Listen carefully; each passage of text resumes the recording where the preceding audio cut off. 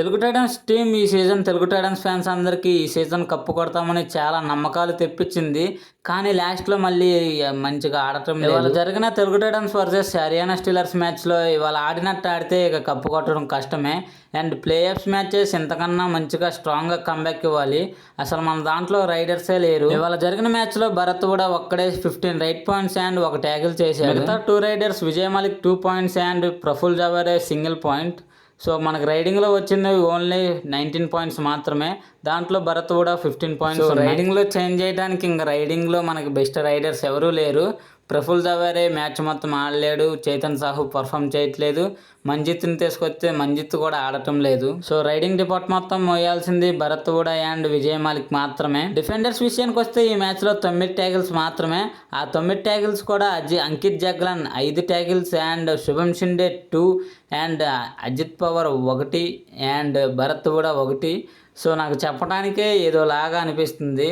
So అలా ఆడుతుంది మన Telugu Titans team. So Krishna Kumar కూడా గారు థార్ రైడర్గా మంచి ప్లేయర్ని సెలెక్ట్ చేయాల్సింది. పవన్ షెరావత్ని ఉంచితే ఈ సీజన్ వేరేలాగా ఉండేది రైడింగ్ డిపార్ట్మెంట్ మొత్తం. సో ఎంత పెద్ద కోచ్ అయినా చిన్న చిన్న తప్పులు ఎవరైనా చేస్తూనే ఉంటారు.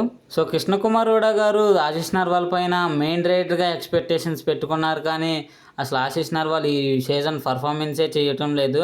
సో అక్కడ మనకు మైనస్ వచ్చింది. సో భరత్ కూడా రైడింగ్లో కొంచెం చూసి ఆడాలి. భరత్ కూడా అవుట్ అయిపోతే ఆల్అవుట్ అయిపోతున్నాం, లేదంటే రైడింగ్లో అసలు పాయింట్సే రావటం లేదు. విజయ్ మాలిక్ ఆడితే బాగా ఆడుతున్నారు, లేదంటే అసలు ఆడకుండా ఉంటున్నాడు. ఈ మ్యాచ్లో ఓన్లీ 2 పాయింట్స్ మాత్రమే. సో ఎలాగైతే ఈ సీజన్ క్వాలిఫై అయితే అయిపోయాం. ఇంకా పాయింట్స్ టేబుల్లో 4th ప్లేస్లో ఉండాలని తెలుగు టైటన్స్ ఫ్యాన్స్ అందరూ దేవుడికి గట్టిగా మొక్కోండి. అసలు మనం ఫస్ట్లో తెలుగు టైటన్స్ని 2nd ప్లేస్లో చూస్తామని ఎక్స్పెక్టేషన్స్ పెట్టుకున్నాం. అండ్ ఇప్పుడు 4th ప్లేస్లో కూడా నమ్మకం ఉండటం లేదు. సో పాయింట్స్ టేబుల్లో ఫస్ట్ 3 ప్లేసెస్ అయితే బుక్ అయిపోయాయి.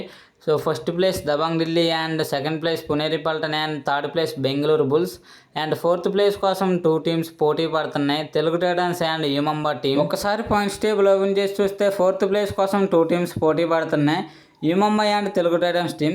వీళ్ళల్లో ఎవరికి ఎక్కువ ఛాన్స్ ఉందంటే యూమంబా టీంకి ఇంకా ఈ సీజన్లో ఒక మ్యాచ్ ఉంది. ఆ మ్యాచ్ కంపల్సరీగా ఓడిపోవాలని దేవుడికి మొక్కుందాం మన తెలుగు టైటన్స్ ఫ్యాన్స్ అందరం. అక్కడ యూమంబా టీం ఓడిపోయినా కూడా పాయింట్స్ టేబుల్లో 20 పాయింట్స్ ఉంటాయి. సో 20 పాయింట్స్తో ప్లస్ అండ్ మైనస్ పాయింట్స్ ఉంటాయి. సో తెలుగు టైటన్స్కి ప్లస్ పాయింట్స్ ఎక్కువ ఉన్నాయి కాబట్టి తెలుగు టైటన్స్ అయితే టాప్ 4లో ఉండే అవకాశం ఉంటుంది. సో ఒకవేళ తెలుగు టైటన్స్ ఫ్యాన్స్ జాతకం బాగుండి నెక్స్ట్ మ్యాచ్ యూమంబా ఓడిపోయింది అనుకో, సో మనం ఏం చక్క 4th ప్లేస్లోకి వెళ్ళొచ్చు. అండ్ 4th ప్లేస్లోకి వెళ్తే అడ్వాంటేజెస్ తెలుసు కదా. సో ఒకవేళ మనం 4th ప్లేస్లో ఉండి ప్లే ఆఫ్స్ మ్యాచెస్లో ఒక మ్యాచ్ ఓడిపోయామనుకో ఎలిమినేటర్ 2లో ఉంటాం. సో అక్కడ నుంచి ఏమన్నా కంబ్యాక్ ఇవ్వచ్చు. సో మనం మళ్ళీ ఒకసారి పాయింట్స్ టేబుల్ అబ్జర్వ్ చేస్తే ఇప్పుడు ప్రజెంట్ కనిపిస్తున్న 8 టీమ్స్ క్వాలిఫై అయ్యాయి అనుకోండి. ఇంకా ఏ టీంకి అయితే కంబ్యాక్ ఇచ్చే అవకాశం అయితే లేదు. గుజరాత్ జైంట్స్ వచ్చే అవకాశం ఉంది, కానీ పట్నా పైరేట్స్కి ఇంకో మ్యాచ్ ఉంది. అండ్ నెక్స్ట్ గుజరాత్ జైంట్స్కి యూమంబా టీం పైన మ్యాచ్ ఉంది. సో గుజరాత్ జైంట్స్ టీం ఇష్టం ఉన్నా లేకపోయినా తెలుగు టైటన్స్ ఫ్యాన్స్ అందరూ గుజరాత్ జైంట్స్ విన్ అవ్వాలని కోరుకోండి. సో పాయింట్స్ టేబుల్లో తెలుగు టైటన్స్ పరిస్థితి ఇలా ఉంది. సో మరి మీరు ఏమనుకుంటున్నారు కామెంట్ చేయండి. కప్పు కొట్టిద్ది అనుకుంటున్నారో కొట్టదనుకుంటున్నారో.